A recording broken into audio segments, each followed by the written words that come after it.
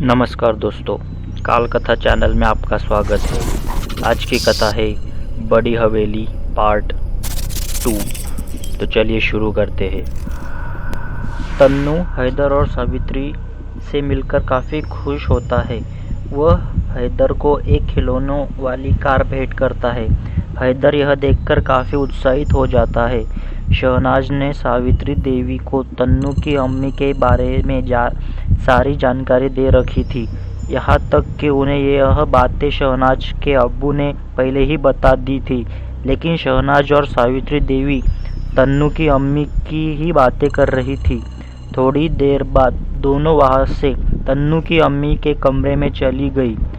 तन्नू और हैदर एक दूसरे के साथ ही बैठे रहे और कार के साथ खेल रहे थे। देखते ही देखते काफ़ी समय बीत गया। अब शाम हो चली थी और सूर्य की किरणों का प्रकाश धीमा पड़ गया था। हवेली के ऊपर रूहानी ताकत का साया होने की वजह से रात का भोजन 9 बजे तक संपन्न हो जाता था, ताकि नौकर भी फुर्सत पाकर हवेली के पीछे बने कॉटेजेस में आराम करें। सारे नौकर रात के वक्त हवेली के आसपास भी जल्दी नहीं आते थे। हालांकि उस रूहानी ताकत ने अब तक किसी को नुकसान नहीं पहुंचाया था। शहनाज सावित्री और हैदर को सख्त हिदायत दे दी है कि किसी भी हाल में 12 बजे के बाद अपने कमरे से बाहर न निकले। सावित्री और हैदर के सोने का इंतजाम एक ही कमरे में कर दिया गया था। पहले तो वह अधगला अंग्रेजी कंकाल केवल तहखाने तक ही सीमित था और उसी तहखाने की रोशनदान से ही नौकरों ने देखा था। लेकिन जब तक तन्नू और शहनाज ने तावीज़ों से बंधा हुआ ताला तोड़ दिया, तब से वह रूहानी ताकत गुस्से में हॉल के आसपास, कॉरिडोर में तथा कभी कभार सीढ़ियों के आसपास भी घूमता रहता है। सावित्री ने ये सुनकर काफ़ी भयभीत हो गई, लेकिन हैदर शहनाज की बातें को सुनकर उसकी हंसी उड़ा रहा था। छुटके मियाँ, जब तुम्हारा उससे सामना होगा ना, तब पता चलेगा, शहनाज ने हैदर की ओर देखते हुए कहा। अरे ये भूत कुछ नहीं होता बाबा। मैं तो कितनी बार अंधेरे में निकल जाता हूँ जहाँ सब कहते हैं कि भूत है, लेकिन मुझे तो नहीं दिखाई देता है कोई। उल्टा मैंने कितनों को भूत बनाकर डराया है, हैदर ने मासूमियत भरे अंदाज में कहा। सावित्री और शहनाज इस बात पर हंसने लगी। रात में खाना पीना करने के बाद सभी अपने अपने कमरों में आराम करने चले गए। तनवीर भी अपने कमरे में गया और अपना नाइट सूट पहनकर बिस्तर पर लेटकर डायरी के बाकी भागों को पढ़ रहा था। अधगला कंकाल और खजाना मिलने के एक दिन बाद ही हमारी टीम के एक साथी ने साथ की अनोखे रूप से मौत हो गई। उसकी आंखें बाहर की ओर निकल गई थी, जैसे सूजकर मोटी हो गई हो। उसका निधन दिल का दौरा पड़ने से हुआ था, लेकिन हम सब की समझ में ये नहीं आया कि आखिर उसने ऐसा क्या देखा कि उसकी आंखें फटकर बाहर की ओर आ गई थी। चेहरे पर अनजाने से खौफ का भाव था। हम सबके लिए ये एक दुखद घटना थी और बड़ा नुकसान भी, क्योंकि उसी सहयोगी ने सबसे पहले गुफा की खोज की थी। वह काफ़ी होनहार नौजवान था, जिसने डॉक्टर जाकिर के लिए कई रहस्यमय स्थानों की खोज की थी। खुदाई का नाम लगातार जारी था, क्योंकि ना तो इतना समय मेरे पास था और न ही डॉक्टर जाकिर के पास। इसलिए अपने साथी के गुजर जाने के गम को एक तरफ रखकर पूरी टीम बस उस बाकी के खजाने को निकालने में लगी हुई थी, क्योंकि अब तक खजाने के बारे में आसपास भी खबरें फैल गई थी। ऐसा उन पास के इलाके के मजदूरों की वजह से हुआ, जिन्हें डॉक्टर जाकिर और मेरी टीम के सदस्यों ने किराए पर खुदाई करने के लिए बुलाया था। हालांकि पास के गांव से वह गुफा करीब 300 किलोमीटर दूर थी और पथरीला स्थान होने की वजह से कोई भी यातायात का साधन उपलब्ध नहीं था, सिवाय घोड़ों और खच्चरों के अलावा। हमने भी काफ़ी घोड़े और खच्चर पास के गांव से किराए पर ले लिए थे और जहां गांव में ही डॉक्टर जाकिर की टीम के सदस्य गाड़ियां लेकर हमारे लौटने का इंतज़ार कर रहे थे। पहाड़ी इलाकों पर यातायात का सबसे अच्छा साधन घोड़े और खच्चर ही थे। एक दिन और बीत गया जो काफ़ी थकाने वाला था। हमने काफ़ी कुछ खोया, लेकिन जो हमने पाया है ये हमारी ज़िंदगी के घावों पर मरहम लगाने के लिए काफ़ी है। अगली सुबह भी काफ़ी शोरगुल के साथ शुरू हुई। अपने टेंट से बाहर आने के बाद पता चला कि एक और रहस्यमय मौत हो गई है। बिल्कुल पहले साथी सुरेश की तरह ही जैकब की भी मौत हो गई थी। उसकी आंखें भी फटकर बाहर की ओर निकल आई थी और उसके चेहरे पर भी वही डर का भाव था। हम सबकी समझ में ये नहीं आ रहा था कि इन दोनों की रहस्यमय मौत के पीछे आखिर वजह क्या थी। सुरेश और जैकब के साथ 4 और लोग थे जिन्होंने इस गुफा को ढूंढा था। हो न हो उन बाकी 4 लोगों की ज़िंदगी भी खतरे में थी। मैंने ये बात सोची और इसका जिक्र डॉक्टर जाकिर से अकेले में किया ताकि बाकी के टीम मेंबर्स में अफरा तफरी ना मचे। डॉक्टर जाकिर भी इस बात से सहमत थे, लेकिन एक दिन की खुदाई का काम और बाकी था, इसलिए हम दोनों ने इस बात पर चुप रहने का ही फैसला लिया। हालांकि हम दोनों ने ये निर्णय लिया कि आज की रात हम दोनों ही इस रहस्य से पर्दा उठाएंगे कि आखिर इन दोनों मौतों के पीछे का राज क्या है। इसके बाद हम दोनों ही गुफा की ओर खुदाई करने निकल गए। गुफा की खुदाई में प्राप्त आखिरी सोने की मूर्ति निकालकर उसके 6 फुट खुदाई और की गई। जब कुछ भी ना मिला तो हम सबको यकीन हो गया कि अब और कुछ नहीं मिलने वाला है। आज का दिन कल के हिसाब थोड़ा ज़्यादा थकाने वाला था। हम सभी टीम के सदस्यों ने आज रात आग के पास जश्न मनाया और रात को शराब भी पी, क्योंकि आज हम सबका काम यहाँ समाप्त हो गया था। हालांकि डॉक्टर जाकिर और मैंने खुद को होश में रखा, क्योंकि रात को होने वाली अनहोनी से रूबरू होने का मन बना लिया था। रात को हम दोनों ही अपने अपने तंबुओं से आसपास के पहाड़ों पे और तंबुओं पर नज़र रखे हुए थे। बीच बीच में अपने तंबुओं की जालीदार खिड़की से टार्च जला बुझाकर एक दूसरे को इशारा भी कर दिया करते थे। दोनों जगे हुए थे। उस रात काफ़ी शीतलहर चल रही थी। ऊपर पहाड़ों पर भी मौसम काफ़ी ख़राब था, जिस वजह से कोहरे ने गहरी चादर सी चढ़ा दी थी। मैंने अपनी घड़ी में देखा तो सुबह के करीब 1 बजा हुआ था। हम दोनों ने अपना ध्यान ज़्यादातर रमेश और अकरम के तंबू पर केंद्रित कर रखा हुआ था, क्योंकि ये दोनों भी सूरज की टीम के वह सदस्य थे जिन्होंने इस गुफा के अंदर सबसे पहले प्रवेश किया था। सुबह करीब 2 बजे कुछ हलचल सी दिखाई दी थी। रमेश और अकरम के तंबू में एक चमकदार लाल रोशनी से तंबू प्रकाश में डूब सा गया था। मैं और डॉक्टर जाकिर भागते हुए उस तंबू तक पहुंचे, लेकिन तब तक बहुत देर हो चुकी थी। रमेश और अकरम भी उसी तरह से चल बसे थे जैसे उनके बाकी के 2 साथी गुजर गए थे। डॉक्टर जाकिर और मैं दोनों ही हैरान से खड़े होकर सोचते रह गए कि आखिर उस तेज लाल रोशनी का दिखाई देने का मतलब क्या हो सकता है। उसके जलते ही अचानक दोनों की मौत हो गई। उसी दिन सुबह होते ही हम लोग उस रहस्यमय गुफा से कुछ करने की तैयारी में जुट गए थे। सारा सामान सही तरीके से एकत्र करके पास ही के गांव की ओर जाने की तैयारी थी। पास का गांव भी करीब 300 किलोमीटर दूर था, जहां पहुंचने में कई दिन लगते। रास्ते में रहस्यमय तरीके से 2 लोगों की मौत हो गई। अब पास के गांव वाले भी काफ़ी डरे हुए थे। उनके पास इस बात का कोई जवाब नहीं था, लेकिन मैंने और डॉक्टर जाकिर ने अपनी छानबीन चालू रखी। जहां भी हमारी टीम पड़ाव डालती, हम लोग रात में पहरेदारी करते। पिछली 2 रातों से हमसे चूक होती आई, लेकिन आज की रात हम दोनों अपनी आंखें खुली रखेंगे।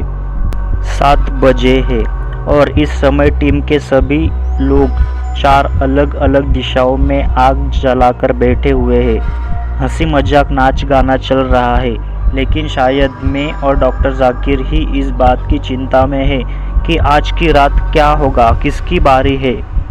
रात का भोजन समाप्त करते ही डॉक्टर जाकिर ने मुझे अपने तंबू में इशारा करके बुलाया। मैं उनके पीछे गया। वहाँ उसी मृत अंग्रेज का ताबूत रखा हुआ था। डॉक्टर जाकिर ने कहा कि देखो, मैंने आज इस ताबूत को अपनी तंबू में ही रखा है। मेरे एक गांव के कर्मचारी ने कहा कि अगर खजाने से पहले इसे पाया है तो शायद इसमें कोई अद्भुत शक्ति हो, जिस वजह से ये हमें जमा हुआ मिला। मुझे उसकी बातों पर पहले यकीन तो नहीं था, लेकिन जिस तरह के हालातों में हम लोग फंसे हुए हैं उनमें इस बात पर भी विश्वास करने का मन करता है। मैंने डॉक्टर जाकिर से सहमत होते हुए सिर हिलाया। उनके टेंट से बंदूक और गोलियां अपने ओवरकोट के जेब में भर ली। डॉक्टर जाकिर भी ज़रूरत का सामान साथ लेकर निकल पड़े। पास के टीले पर चढ़ने से पहले टेंट के बाहर आग जलाकर बैठे लोगों से कह दिया कि अंदर सोने से पहले आग में लकड़ियाँ और डाल देना, ताकि काफ़ी देर तक आग चारों कोनों में जलती रहे। इससे कोहरे के बादल भी थोड़ा कम होंगे और नज़र रखना भी आसान होगा। फिर मैं और डॉक्टर जाकिर पास के एक टीले पर चढ़ गए, जहाँ से सभी पड़ाव पर नज़र रख रहे थे। लेकिन उस रात सोने से पहले उन मजदूरों ने लकड़ियों आग में उतनी नहीं रखी, जिस वजह से कुछ ही देर में कोहरे ने अपनी चादर चढ़ा ली, जिस वजह से कुछ घंटों बाद नज़र रखने में थोड़ी परेशानी होने लगी। मैंने डॉक्टर जाकिर से कहा, तुम रुको, मैं जाकर देखकर आता हूँ। आग कम होने लगी है, लकड़ियाँ भी डाल दूंगा। डॉक्टर जाकिर ने मेरी तरफ देखकर कहा, ठीक है, लेकिन अपना ध्यान रखना, मैं यहीं से तुम्हें कवर कर लूँगा अगर कुछ गड़बड़ हुई तो। मैं कैंप की तरफ बढ़ने लगा। मेरे पास थी विंचेस्टर 1886 इन .50 2110 विंचेस्टर राइफल और डॉक्टर जाकिर के पास थी शार्प्स मॉडल 1874 क्रीडमोर, जो काफ़ी दूर से भी सटीक निशाना लगा के लिए जानी जाती थी। लेकिन फिर भी हम दोनों के मन में एक अनजान सा डर घर करने लगा था, इसलिए बड़ी होशियारी से मैंने धीरे धीरे आगे बढ़ने लगा। कैंप के एक कोने पर मैंने आग जला दी। दूसरे कोने की तरफ बढ़ रहा था कि अचानक मुझे ऐसा लगा कि कोई हलचल सी हुई। मैंने पीछे मुड़कर देखा तो कोई नहीं था। फिर मैं दूसरे कोने में लकड़ियाँ डालने गया। मैंने आग बढ़ा दी। अब तीसरे कोने की बारी थी। कोहरा काफ़ी था। मैं आहिस्ता आहिस्ता तीसरे कोने की तरफ बढ़ ही रहा था कि अचानक तेज लाल रोशनी चमकी और एक चीख सुनाई पड़ी। चीख इतनी भयानक थी कि किसी की भी दिल की धड़कनें रुक जाती। डॉक्टर जाकिर उस टीले से कूदकर कैंप की ओर भागते हुए आने लगे। चौकी से नज़दीक आग मैंने उस ओर दौड़ लगाई जहाँ से तेज लाल रोशनी चमकी और चीख सुनाई पड़ी थी। मैं उस टेंट में पहुंचा, लेकिन कुछ दिख नहीं रहा था, सिर्फ अंधेरा था। मैंने जेब से टॉर्च निकाली और सब तरफ देखा, पर कोई भी नहीं था। लेकिन हमारे टीम के एक सदस्य की मौत हो गई थी। इतने में डॉक्टर जाकिर भी पहुंचे और उनके बाद टीम के वो सदस्य जिनकी नींद उस भयानक चीख को सुनकर खुल गई थी। सुबह के 3 बजे हुए थे। फिर हम सब में से किसी ने सोना मुनासिब नहीं समझा। डॉक्टर जाकिर ने मेरे पास आकर धीरे से कहा, मैंने उसे देखा जब मैं कैंप की तरफ भागते हुए आ रहा था, लेकिन ये बात मैंने सबके सामने बताना मुनासिब नहीं समझा। जैसे ही तुम टेंट की तरफ पलट कर आए, वो मेरे टेंट की तरफ जाने लगा। उसके पैर जैसे ज़मीन पर नहीं हवा में थे और गजब की रफ्तार थी। उसका दाहिना हाथ उसके सर पकड़े हुए था। वो एक जीवित मुर्दा है जो शायद इस खजाने की रखवाली कर रहा है। किसी तरह हमें उसे उस खजाने से दूर करना ही होगा, नहीं तो हमारे बरसों की मेहनत पर पानी फिर जाएगा। मैंने डॉक्टर जाकिर की तरफ देखते हुए कहा, ये इतना आसान नहीं होगा। सबसे पहले तो हमें लोगों को उसके बारे में सारी जानकारी मालूम करनी होगी। तुम उसे ले तो आए तो अपनी रिसर्च के लिए, लेकिन अब वो हम सब के लिए आफत बन गया है। मुझे लगता है सुबह होते ही इसका शरीर बेजान हो जाता है। डॉक्टर जाकिर ने कहा, सबसे पहले तो एक रात मेरे टेंट के पीछे से हल्की रोशनी रखकर इस पर नज़र रखना पड़ेगा। मैंने अचंभित स्वरों में कहा, अब सिर्फ एक रात और उसके बाद इस टीम में हम दोनों का ही नंबर है, इस बात का ध्यान रखो। अरे तुम परेशान मत हो, मैं अपने उन साथियों को रात में गश्त करने के लिए लगा दूंगा जिनके पास बंदूकें हैं, और हम दोनों मेरे टेंट के पीछे से इन पर नज़र रखेंगे। डॉक्टर जाकिर ने विश्वास दिलाते हुए कहा। मैंने भी सहमति जताई। अब रोशनी हो गई थी क्योंकि सूरज ने एक लंबी थकान भरी और भयानक रात के बाद अपना मुंह दिखाया था। हम लोग फ्रेश हुए और आगे बढ़ने की तैयारी करने लगे। टीम के सदस्यों ने टेंटों को निकालना शुरू किया और घोड़ों पर सामान लाद दिया गया, क्योंकि हम सभी को पहाड़ों और नदी के रास्तों को तय करना था, जिसकी गहराई जो ज़्यादा न थी लेकिन पानी का बहाव ज़्यादा था। ऐसा झरने के कारण था जो कुछ ही दूर पर था और नदी की दूसरी किनारे पर ही गांव था। किसी तरह हम लोगों ने नदी पार की, जिसमें एक घोड़े का नुकसान होते होते रह गया। मैंने उसे बड़ी कुशलता की बहने से बचाया। आखिर इतने सालों से हमारे परिवार में अरबी घोड़ों का व्यापार होता आया था। उन्हें बड़ी रेसों से लेकर हम बड़े लोगों को बेचा जाता था जो शौकीन हुआ करते थे। बस मैंने ही पढ़ाई लिखाई करके अपने अलग पहचान बनाई, और अगर आज की रात इस कुदरत के करिश्मे जैसी मौत का राज पूरी तरह से नहीं जाना और रोका तो वो पहचान भी मिट ही जाएगी। रात हो गई है। हम सब ने शाम को ही पड़ाव डाल दिया था। सभी ने अपने टेंट इस तरह लगाए हैं कि एक गोलाई सी बन गई है, और जिस टेंट में उस अंग्रेज़ी ऑफिसर का ताबूत है उसे थोड़ी दूर पर लगाया है ताकि आग की रोशनी से बचा रहे। ऐसा करने का यही है कि हम लोग जो पीछे से उस ताबूत पर नज़र रखेंगे तो हमारी परछाई नहीं दिखेगी। लालटेन की रोशनी तो पहले ही धीमी कर दी थी। उस टेंट के पीछे झाड़ियाँ भी है तो हम दोनों को छुपने में सहायता मिलेगी। रात का खाना खत्म होते ही सबने फैसला किया कि कौन रात में एक पहरा देगा। सबने तय किया कि जिसके पास हथियार हो और उन्हें चलाने की अच्छी तरह अनुभव हो वही पहरा देगा। हम पास 4 क्लॉट M1911 गन और एक आई ग्रैंड 1936 कैलिबर .30 M1 की 5 राइफलें थी और 5 लोगों को आज रात सामने से पहरा देना था। मेरे और डॉक्टर जाकिर के पास अपनी राइफलें थी। मैं और डॉक्टर जाकिर 12 बजे से पहले ही अपने अपनी जगह छुपकर टेंट के लिए किए गए छेद से झांकने लगे थे, क्योंकि कुदरत का ऐसा अजूबा कभी कभी देखने को मिलता है। साथ ही हमारी दिलों में डर भी था, कहीं पकड़े ना जाए और मरना पड़े। रात काफ़ी काली थी, ऊपर से कोहरे ने भी चादर चढ़ा रखी थी। जंगल के जानवर भयानक आवाज़ें निकाल रहे थे, जिनमें सबसे ज़्यादा भेड़िया के रोने की आवाज़ डराने वाली थी। ऐसा लग रहा था जैसे वो हम पर ही रो रहे हो।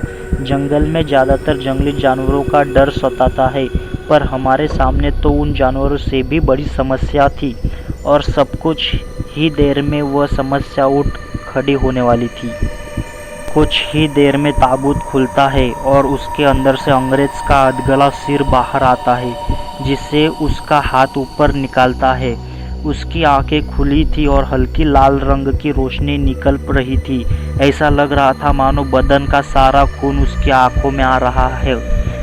थोड़ी देर बाद उसका धड़ हवा में उठ खड़ा होता है और धीरे धीरे नीचे ज़मीन की तरफ आता है, लेकिन उसका बूट ज़मीन को नहीं छूता है। उसके चेहरे पर एक अजीब सी मुस्कान थी। वो धीरे धीरे हवा में आगे बढ़ता है। हम पर उसकी नज़र नहीं पड़ी थी। टेंट के बाहर निकलने से पहले पहले वह रुक जाता है। उसका सिर उसके हाथ में इधर उधर घूमकर देखता है। काफ़ी कड़ा पहरा था। वह थोड़ी देर कुछ सोचता है, फिर तुरंत बाहर निकलकर अपना सिर अपनी गर्दन पर लगाता है और तेज लाल रोशनी चमकती है। सामने के पहरेदारों की आंखें चकाचौंध हो जाती है। उन्हें दिखना बंद हो जाता है, जैसा तेज चमकदार रोशनी आंखें पर पड़ने से होता है, और वह सीधा अपने शिकार के टेंट में घुस जाता है। वहाँ से भयानक चीख निकलती है और हमारी टीम का वो सदस्य उसके भयानक चेहरे को देखकर मर जाता है। मैं और डॉक्टर जाकिर अब तक सामने आ चुके थे। उस टेंट के पास पहुंचने ही वाले थे कि वो बड़ी रफ्तार से अपने ताबूत में जाकर सो गया। उसने ऐसा गजब की तेज़ रफ्तार से किया। जिन लोगों के ऊपर उस अंग्रेज़ भूत ने तेज रोशनी चमकाई, सब अंधे हो गए। लेकिन उसने अपना शिकार इतने लोगों के बीच में भी नहीं छोड़ा। उनमें से एक भी गोली का कारतूस नहीं चला पाया। मैंने डॉक्टर जाकिर से अकेले में कहा, मुझे उसकी एक कमज़ोरी मिल गई है और इसके लिए मेरे पास एक तरकीब भी है। बस सूरज की रोशनी निकलने दो। अपने उन 5 टीम के सदस्यों को फर्स्ट एड देना पड़ा, क्योंकि उनकी आंखों से खून टपकने लगा था।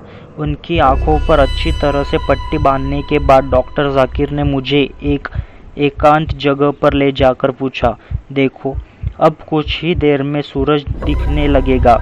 तुम अपनी किसी योजना के बारे में बता रहे थे, क्या है वो? मैंने उनसे कहा, अभी नहीं, पहले सूरज निकल जाने दो, फिर मैं बताऊंगा क्या करना है। कुछ ही देर में एक और खतरनाक रात के बाद बेसब्री से इंतज़ार करने के बाद सूरज ने अपना मुंह दिखाया। अब सबकी जान में थोड़ी जान आई थी। जब टीम के सभी सदस्य जाग गए तो उनमें से कुछ को ताबूत बाहर लाने को कहा। सूरज की रोशनी काफ़ी तेज़ थी। मेरी बनाई हुई योजना के लिए बिल्कुल सही था। मैंने अपने टीम के बाकी सदस्यों को हथियार लेकर तैयार खड़ा करने के लिए कहा। उस अंग्रेज़ी सिपाही ने कोई हरकत की तो उसे गोलियों से भून देने के लिए उस ताबूत को बाहर लाकर सूरज की तेज रोशनी में खोलकर रखा गया। उसका रंग थोड़ा फीका पड़ गया। मैंने उसके नज़दीक जाकर उसका सिर उठा लिया। कोई हरकत नहीं, क्योंकि सूरज की रोशनी में वो बेजान था। उसका सिर मैंने एक कपड़े के बड़े पोतली नुमा बटुए में रख दिया। अब धड़ को उस संदूक बंद कर घोड़े पर लादने को कहा। सिर को मैंने एक छोटे संदूक में रख दिया और उसे एक अलग घोड़े पर लदवा दिया, जिस पर कुछ मूर्तियाँ भी लदी हुई थी। अब सबने अपने टेंट को समेटना शुरू कर दिया और चलने की तैयारी में जुट गए। सफ़र काफ़ी लंबा और थका देने वाला था, फिर भी हम लोग हार मानने वालों में से नहीं थे। डॉक्टर जाकिर रास्ते में अपने घोड़े को मेरे घोड़े के नज़दीक लाकर बोले, क्या तुमको यकीन है अब खतरा टल गया है? क्या होगा अगर आज रात भी वो फिर से जागकर मेरा शिकार करेगा? उनके चेहरे पर चिंता के भाव थे।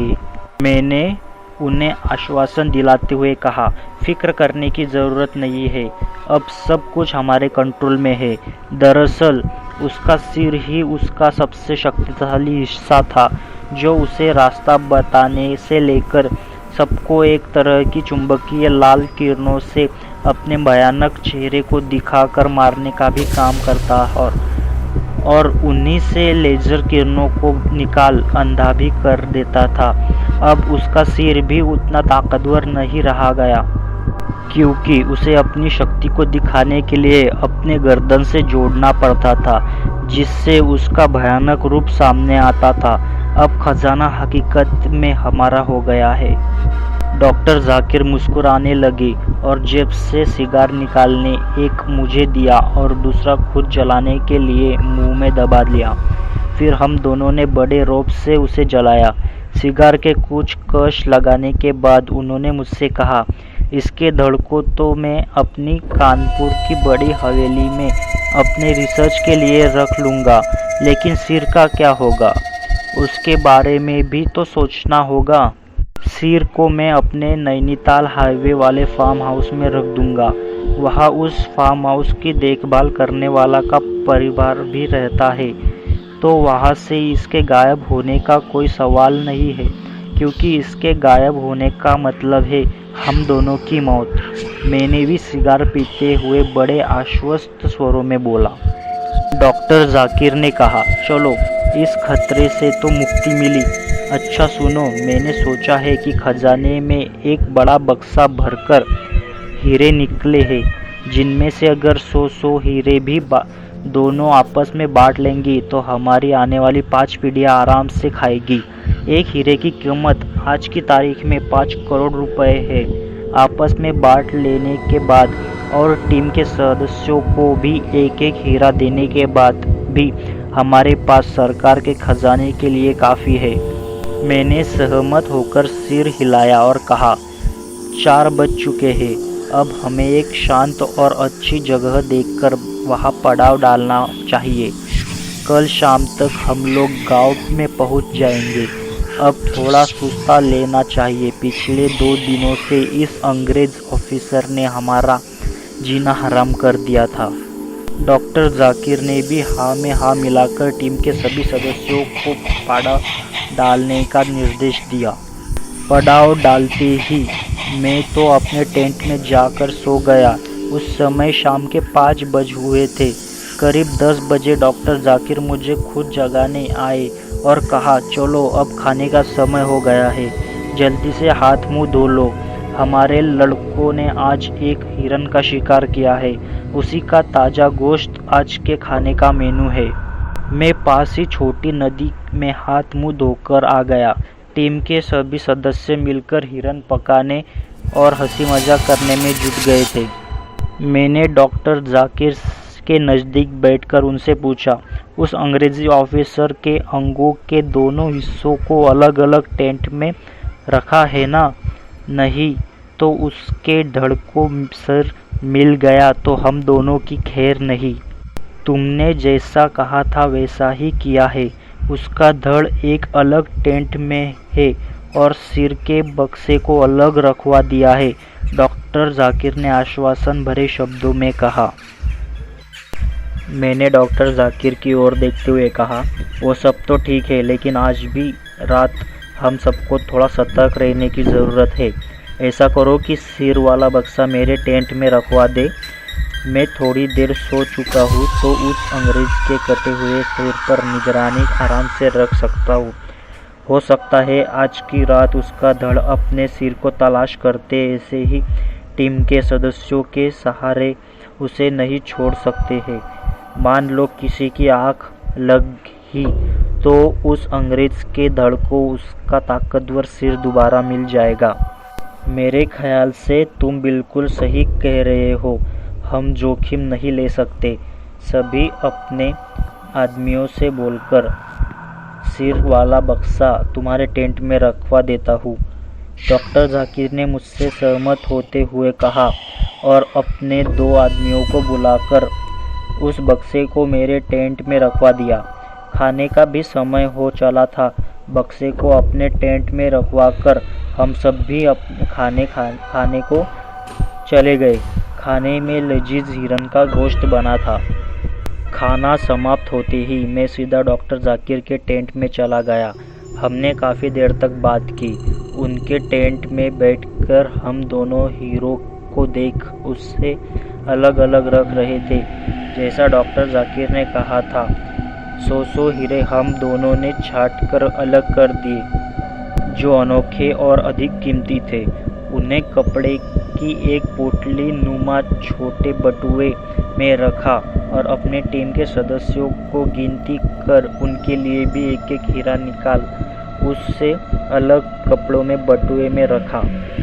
रात काफ़ी हो गई थी। मैंने डॉक्टर जाकिर को शुभ रात्रि कहा और अपने हिस्सों के हीरे के साथ अपने टेंट में सोने चला गए।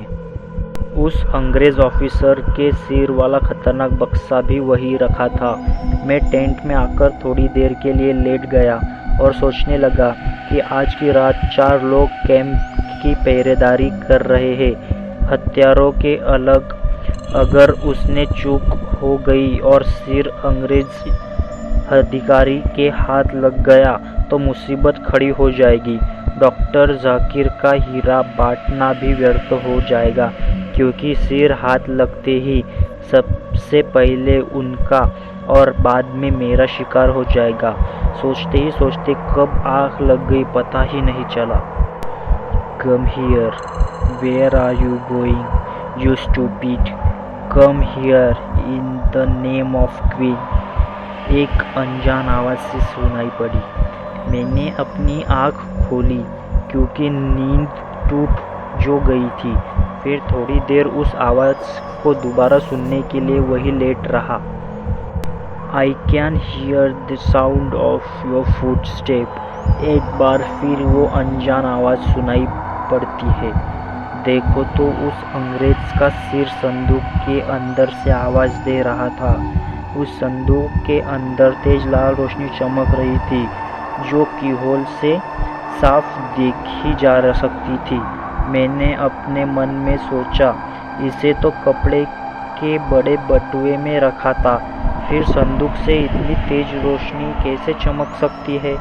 लगता है इसे किसी ने बटुए में से बाहर निकालकर संदूक में ऐसे ही रख कर बंद कर दिया है, लेकिन इसकी चाबी तो मेरे पास है। खैर, ये समय इन सब बातों को सोचने का नहीं था। मैंने अपने बगल में रखी राइफल उठाई और टेंट के द्वार को निशाने पर रखकर बैठ गया। अगर इसका धड़ सामने से आता तो खातिरदारी के लिए मैं तैयार था। तुम कहाँ पे है? I am waiting in the name of queen, come quick.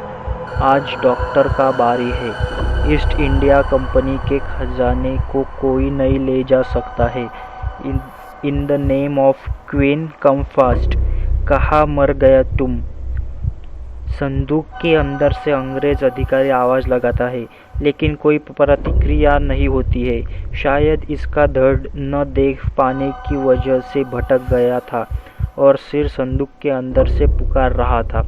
एक बार पुकारने के बाद वो थोड़ी देर के लिए खामोश हो जाता था और अपने शरीर के बाकी हिस्से के आने का इंतज़ार करता था। मेरे अंदर भी डर की लहर सी दौड़ गई थी। फिर मैं भी अपने अंदर थोड़ा साहस जुटा रखा था, हाथों में राइफल जो थी। उस अंग्रेज अधिकारी ने एक बार और आवाज़ लगाई, अरे तुम किधर रह गया उल्लू का दुम? इन द नेम ऑफ क्वीन, जब सन निकलेगा तब आएगा क्या? कम सून यू फूल। एक तो उसकी आवाज़ भारी थी और ऊपर वो गरज रहा था। मैंने सोचा कि अगर इसकी आवाज़ सुनकर इसका धड़ बाहर निकल कर आ गया तो मुसीबत बढ़ सकती है। मेरे दिमाग में एक योजना आई। मैंने उसे आवाज़ लगाई, कौन है? फिर अपने स्वर का थोड़ा धीमा करके कहा, क्यों इतनी रात में शोर मचा के रखा है? कोई नहीं आने वाला है तुम्हारी मदद के लिए। ओह, डॉक्टर का साथी प्रोफेसर बोलता है, तुम भी नहीं बचेगा, यू ब्लडी थीफ। एक बार हमारा धड़ को आने दो। इन द नेम ऑफ क्वीन, तुम्हारा एक भी आदमी को जिंदा नहीं छोड़ेगा। अंग्रेज अधिकारी ने गुस्से में कहा, लेकिन अब उसके निकलते हुए अल्फाजों पर इतना जोर नहीं लग रहा था जिससे आवाज़ और बातें बाहर आसानी से नहीं सुने जा सकते थे। मेरी योजना काम करने लगी थी। वो भी मेरे सवालों का जवाब दे रहा था और बातों में उलझ गया था। मैंने उससे पूछा, आप कौन है माय लॉर्ड? उस संदूक की तरफ देखते हुए। हम कमांडर ब्राडशॉ राउडी है, उस अंग्रेज अधिकारी ने मेरे सवाल का जवाब दिया। मैंने बातों का सिलसिला आगे बढ़ाते हुए कहा, इंडिया अब आज़ाद हो चुका है कमांडर साहब, और अब ये खजाना भारत सरकार की विरासत है। इंडिया आज़ाद हो गया, इससे क्या? ये खजाना कमांडर ब्रैडशॉ रॉडी का निगरानी में ब्रिटिश ईस्ट इंडिया कंपनी का हाई कमांड द्वारा दिया गया है और ब्रैडशॉ है तो इस खजाने को कोई नहीं ले जा सकता है। इन the name of queen, commander ने जवाब दिया। उसकी आवाज़ में काफ़ी क्रोध भरा था, लेकिन साथ ही साथ उस आवाज़ में काफ़ी आत्मविश्वास भरा हुआ था। मैंने मन में उस खजाने के बारे में विस्तार से जानने की बड़ी उत्सुकता हुई, तो मैंने उससे सारी बातें शुरू से बताने को कहा, क्योंकि यह जानना बहुत ज़रूरी था कि वह इस खजाने से कैसे जुड़ा और खजाना शहर या गांव को छोड़ इतने दूर सुनसान पहाड़ों की गुफा में क्या कर रहा था। ये एक पहेली थी जिसका जवाब केवल कमांडर ही दे सकता था।